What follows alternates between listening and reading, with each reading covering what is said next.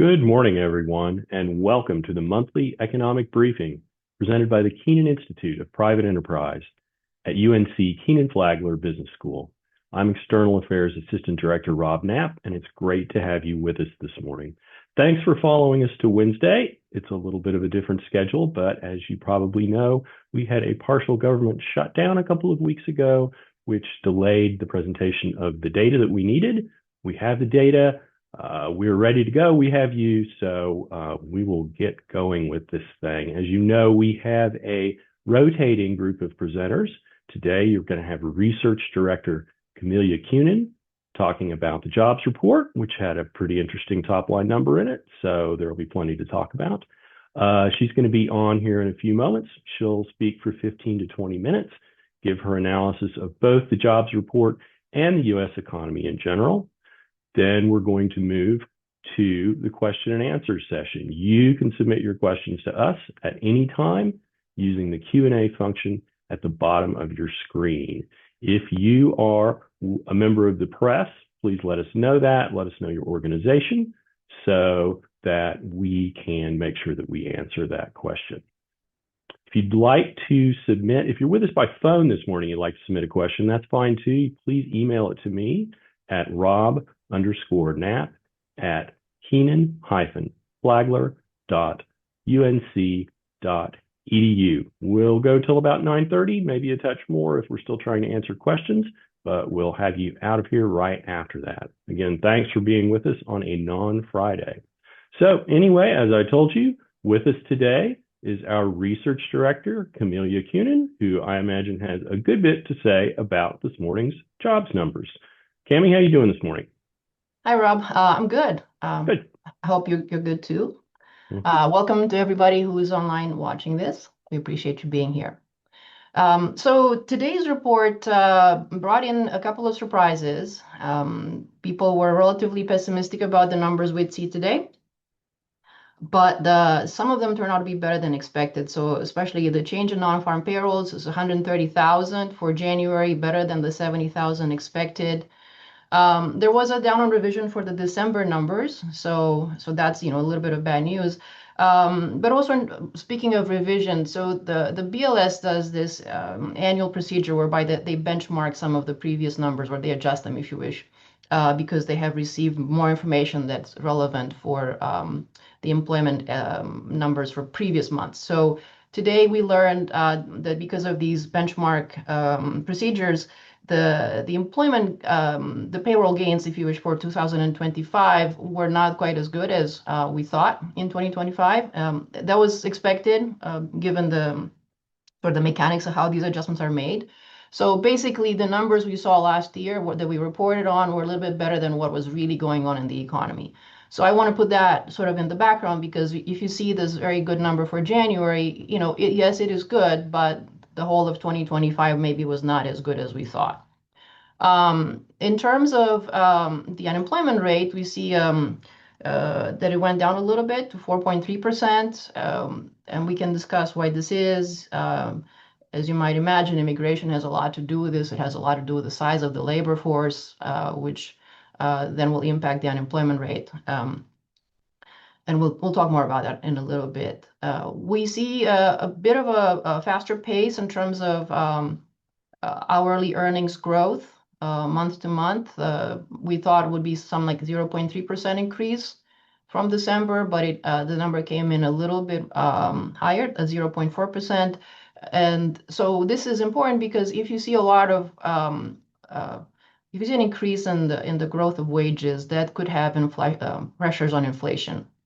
But there will be a little bit of more information from other data sources that it would indicate that actually we don't see the cost of employment speeding up sort of across the board. So more on that a little bit later. The labor participation rate, again, it looks a little bit better than what we expected. So overall, today this is good news. This is a good jobs report relative to what we expected. There are some issues still that we need to discuss that might hamper economic growth for the U.S. in 2026. But for now, I'm happy with these numbers.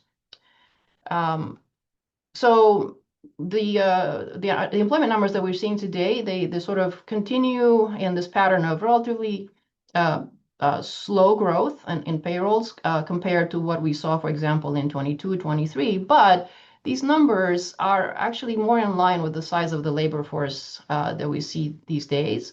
Again, because of immigration, which, by the way, in 2025, it's estimated that we had net sort of negative immigration. Um, because of that, because basically this means that the size of the labor force is shrinking, we will need fewer jobs added every month for the unemployment rate to stay at a steady level. Let's say what it is right now, 4.3, 4.4%. So it is possible that from now on, we're going to see numbers like this every month, 100,000. Actually, some estimates were from the Brookings Institute would suggest that we would see more like 70,000 per month if the current immigration policies were to stay in place. The hourly wage growth rate is above inflation, as I was saying, which on the one hand is good for workers. In real terms, they're getting more money. On the other hand, it could put pressure on inflation, and so this might make the job of the Fed a little bit more difficult. More on the Fed in just a few minutes here. There is data from a different survey, the unemployment the employment cost index data, which came out yesterday. And from that data set, what we see actually a slightly slower growth rate for wages in Q4 of 2025, which would lead to an annual growth rate of wages of a little bit less than 3%.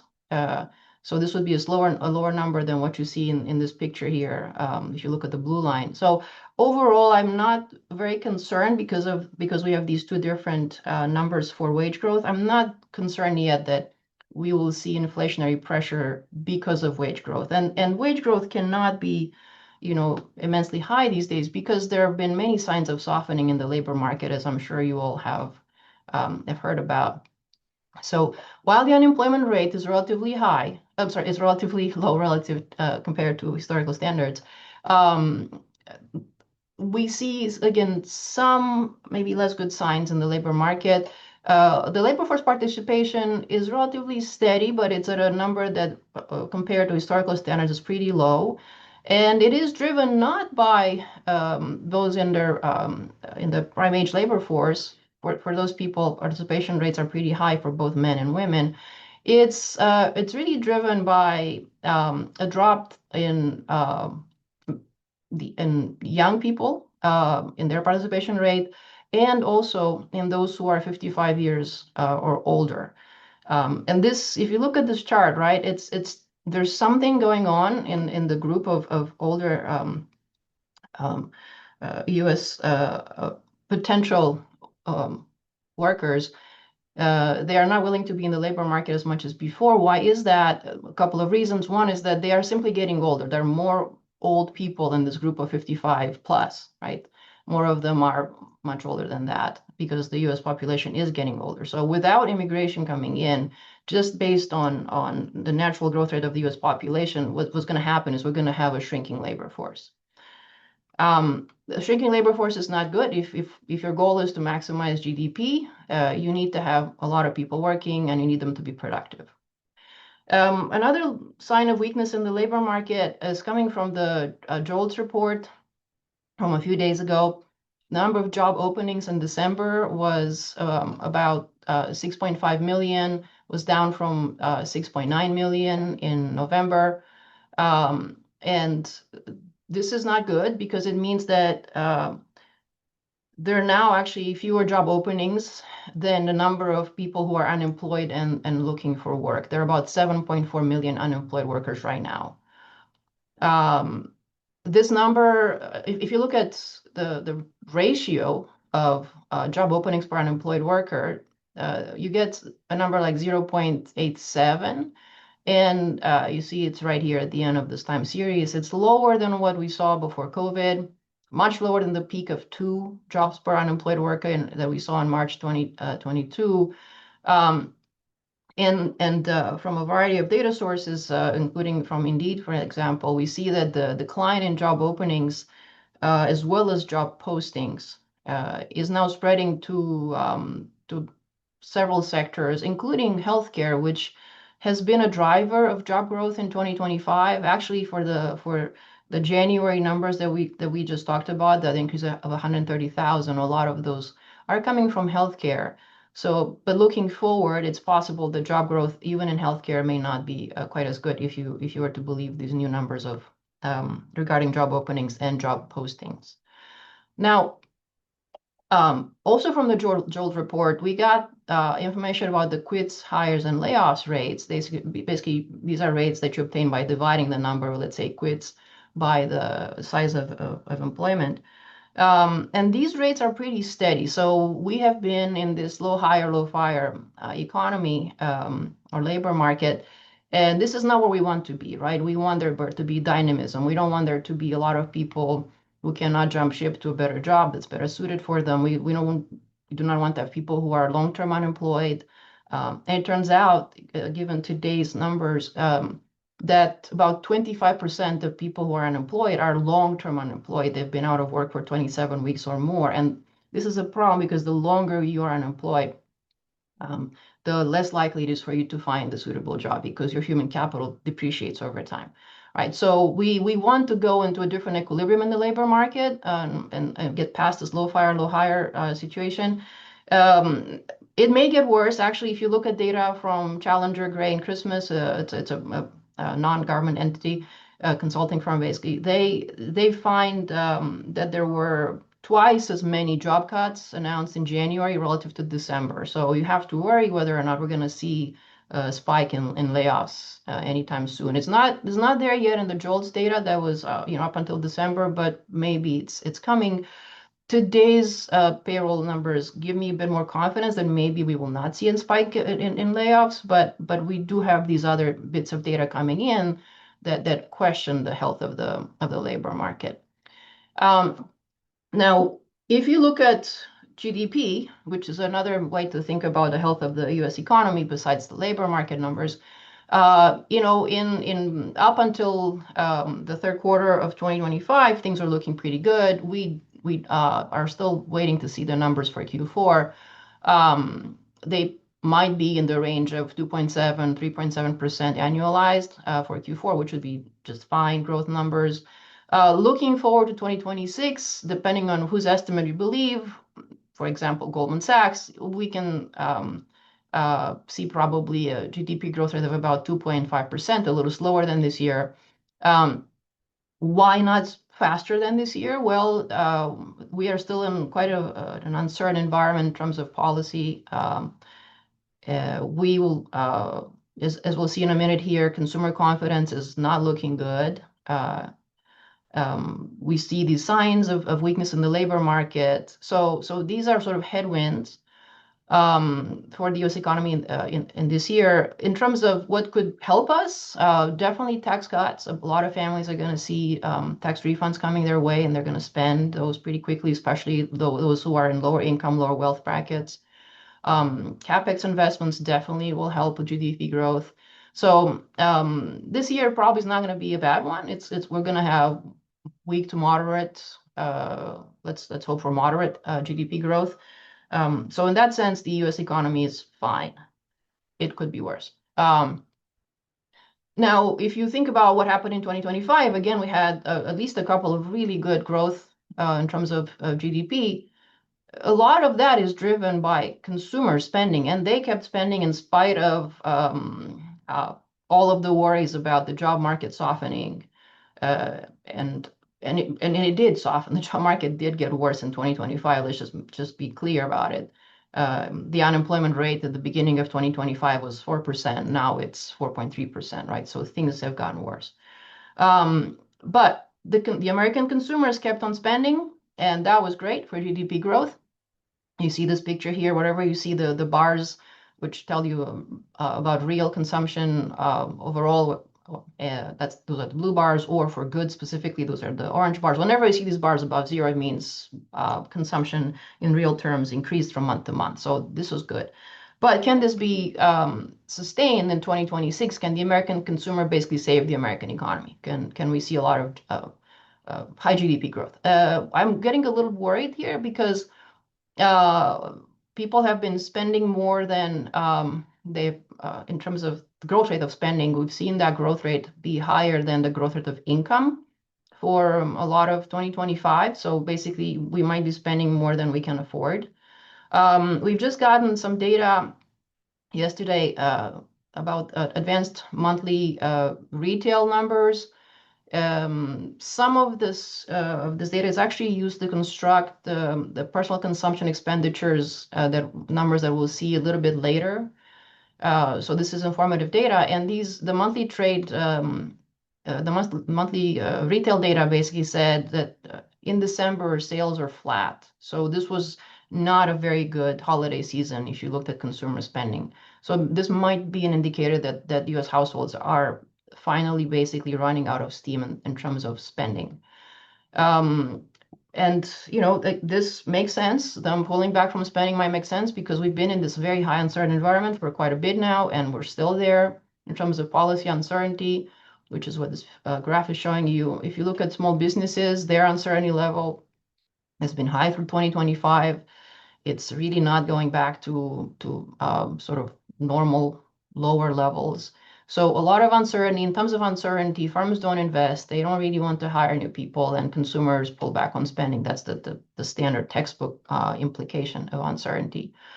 So what should the Fed do? Now, normally the Fed looks at these two things, indicators of inflation and then and unemployment.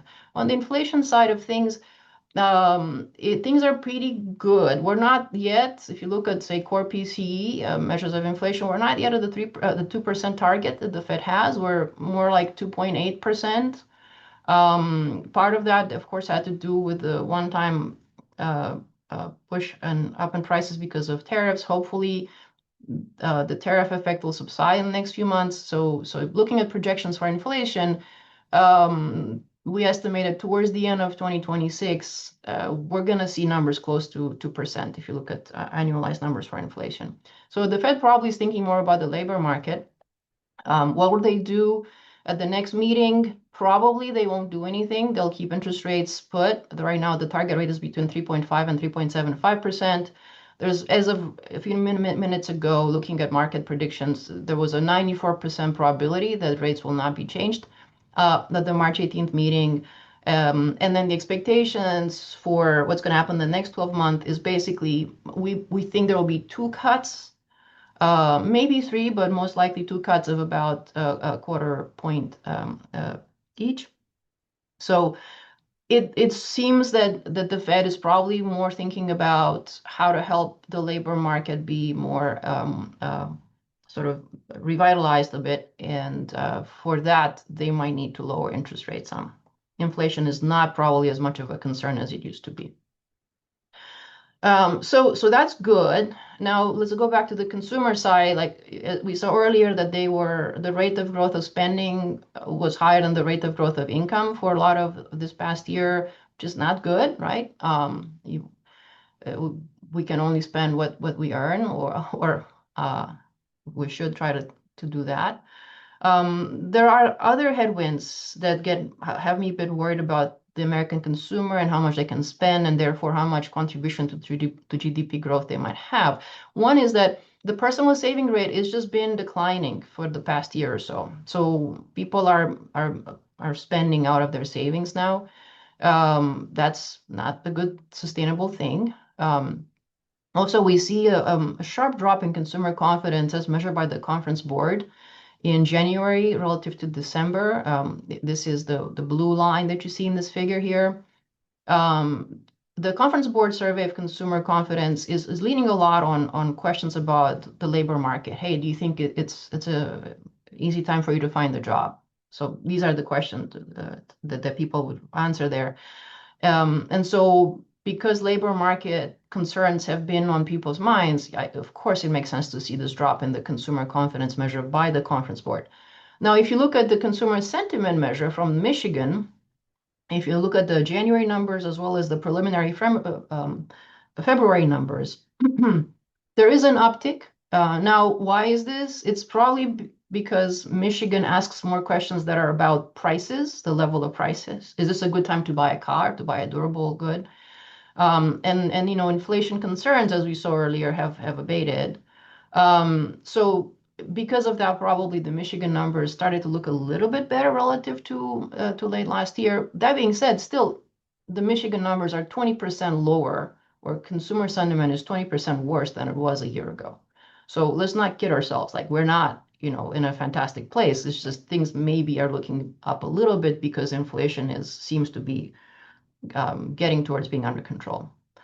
And one important thing to note here is that the improvement in the Michigan survey data and confidence is coming mainly from people who have stock holdings. Those with the largest stock holdings are those who are the most optimistic.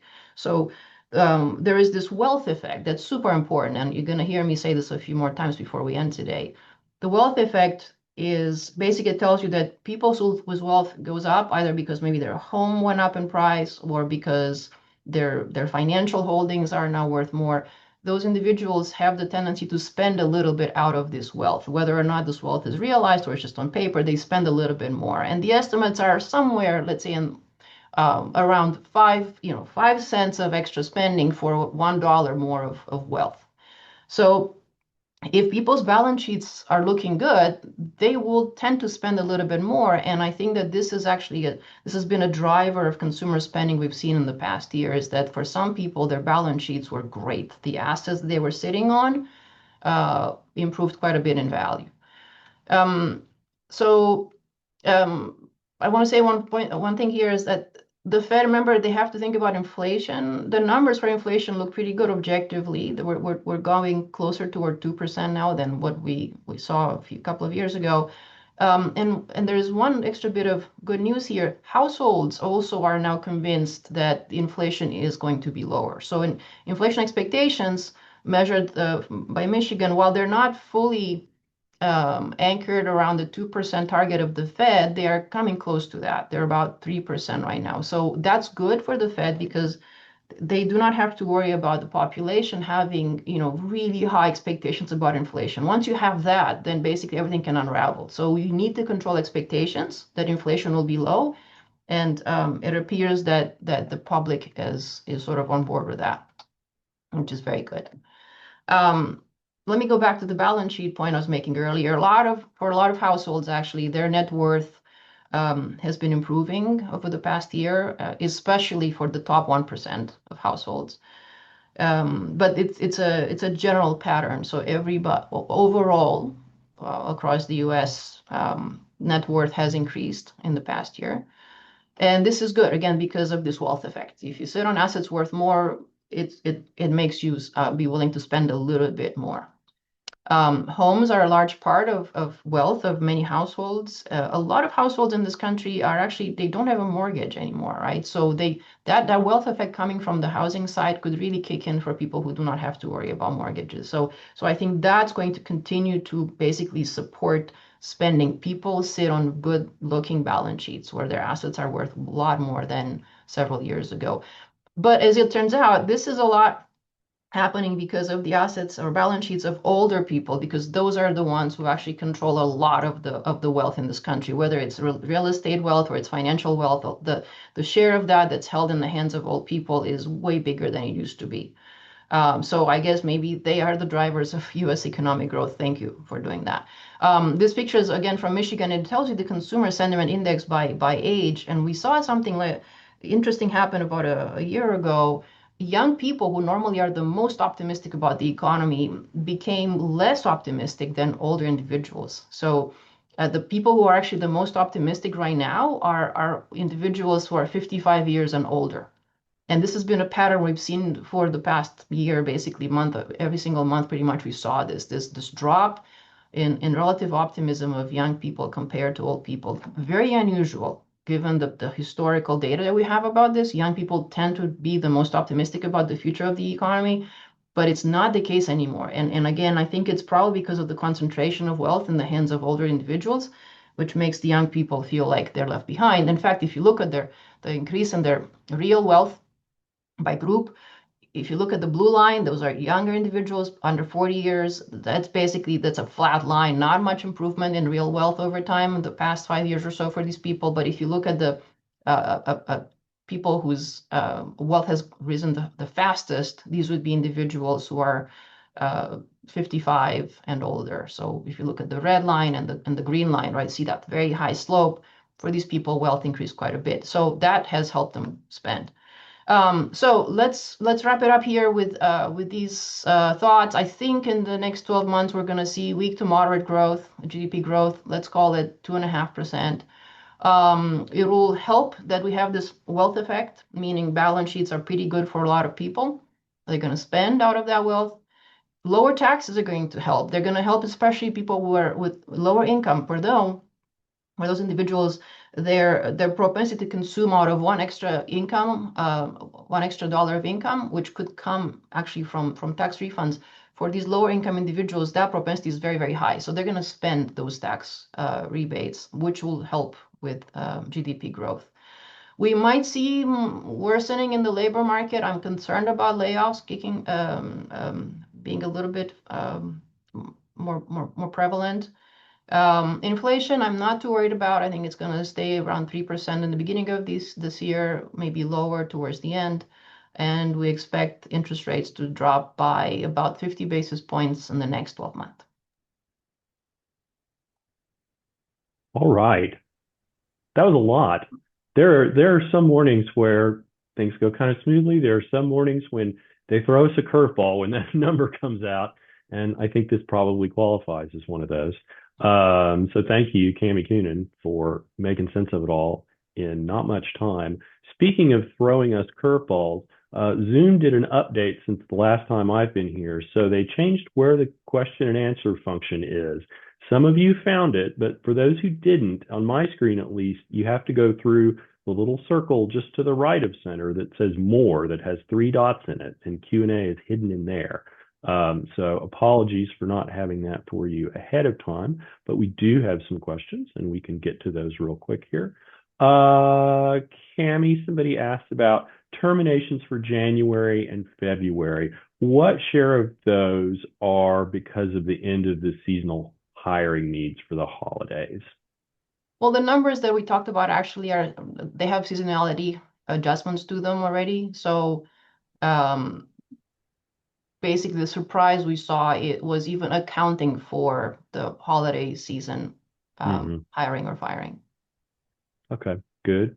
Let's see. This kind of comes back, I believe, to the wealth effect, but I'll leave it in your hands. Consumer spending, please break out by income bracket. Is spending growth focused in higher income bracket primarily? And I think you made a pretty forceful point that that's the case. Right. There are many studies in economics that try to get to this topic of spending out of wealth, and there's a fancy name for this, the MPC, the marginal propensity to consume out of either wealth or income. And so this rate of spending, if you get $1 extra in income or in wealth, how much do you take out of that to spend, to buy things? This MPC rate has been estimated to be the highest for low income or low wealth individuals. And it's the lowest, actually, it's still positive, but it's the lowest for wealthy people or very high income earners. So lower income individuals, when they get, for example, a tax refund, they have a high propensity to spend a lot of that money. Whereas a higher wealth household, when they get the same tax rebate, they will spend much less of that. That being said, again, for across the distribution of households in terms of wealth or income, this MPC number, the propensity to consume out of wealth, is a positive number. So that's why this wealth effect always means that if households feel more wealthy, if on paper they're wealthier, you should see a positive impact on spending. Okay, very good. A couple of AI questions that I'm just going to smush together. So what is your take on the impact of AI on new hires right now? And what do you think about AI's potential impact for fiscal year 2026 in general? So I think that definitely AI has made many CEOs pause when it comes to hiring. There are many reports of that. So the thinking is we don't need to hire as many people because perhaps we can get AI to do a lot of jobs or parts of the jobs that we have available. On the other hand, there's also surveys of executives where they're asked, do you think that AI has helped you, has improved the profitability of your firm, has made it easier for your workers to do their job? And something like 8% of them say, no, not yet, right? So it's not, AI hasn't really replaced us well yet, but it's enough of a, of sort of a possibility that it is preventing firms from hiring as much as they used to. Okay. Um, this is an appropriate question for you because I believe you spoke about this the first time it came up the after the head of BLS was dismissed. Um, so consider this a follow-up a few months later. Do you have any concerns over the quality of the data given the shutdown and potential political pressures? Absolutely not. Not at Okay. this point. It's the BLS as professional economists. They have procedures in place that they follow um, perfectly every month. Now they definitely have lost a lot of people, so it means that they are, for example, they're not updating all of the time series of data that we normally would get from them. They are only able to update the sort of the most important ones, like the ones we heard today. Um, and I trust that even with the few people that remain there, that they're providing us with objective, fair, correct numbers.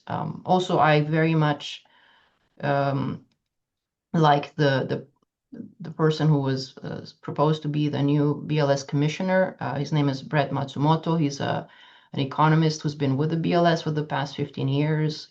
He is a data nerd, if you wish, a technocrat, and also he got his PhD at UNC in the economics department. So, if he were to lead the BLS, I would continue to not have any worries about the quality of the data.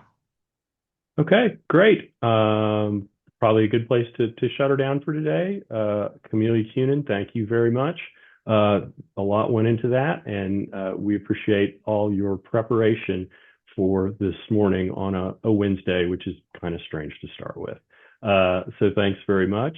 Thanks to everybody out there who asked us questions. We appreciate it. They make the briefing better. And to the couple that I was not able to get in, I apologize.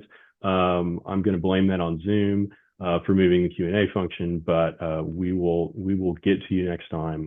Make sure you know that I missed you this time, and we'll be ready for you. For anybody in the press out there, we appreciate you being here. If you'd like to talk to Cami or any of our other experts, we'd love to continue the conversation. Please let me know. You can email me at rob_knapp@kenan-flagler.unc.edu. For all of our attendees, lots going on at the Kenan Institute. We'd love to have you visit our website, kenaninstitute.unc.edu. We just launched our grand challenge. We've got a conference coming up in June. You may be interested. Lots of things, some new reports. So please visit and check it all out. There's probably some stuff since you've been there before. I think that's everything for this morning. We're going to say it is. Thanks again for being here on a strange day. We're going to do it on Friday next time, we think, Friday, March 6th. We hope you'll be with us. So thanks again and enjoy your Wednesday. Bye, everybody.